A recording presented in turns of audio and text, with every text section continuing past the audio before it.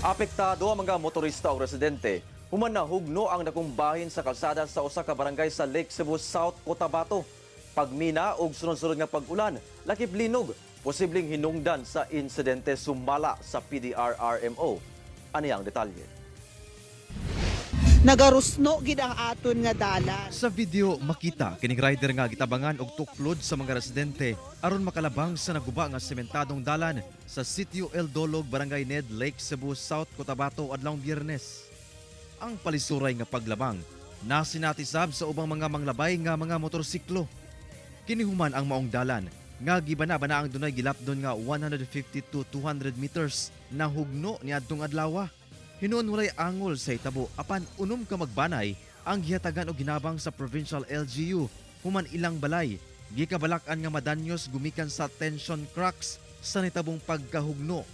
Gilauman silang ihiklin. Matud sa PDRRMO, ang maong dalan nga nahugno gideklara ng impossible human sa pagsusi sa DPWH 12. Base po sa aming initial na pag-uusap doon mismo sa site, baka hindi po natin ma-restore agad yung daan dahil malaki po ang damage nito. And sa paligid ng landslide incident ay may nakita na rin ho tayong mga tension cracks.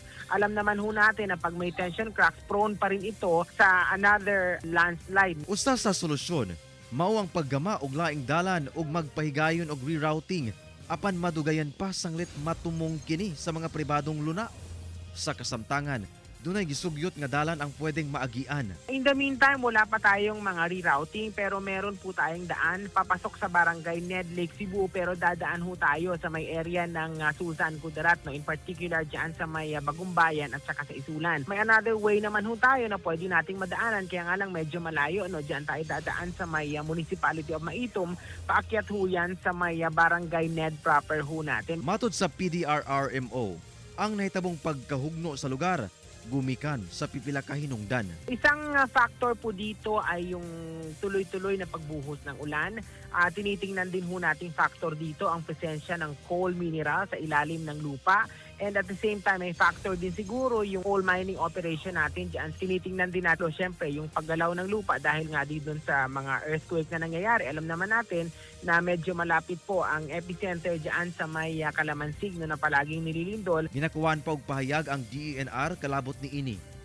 Kauban si Gary Balantay ug Bong Vicencio, Efren Mamak. 1 Mindanao.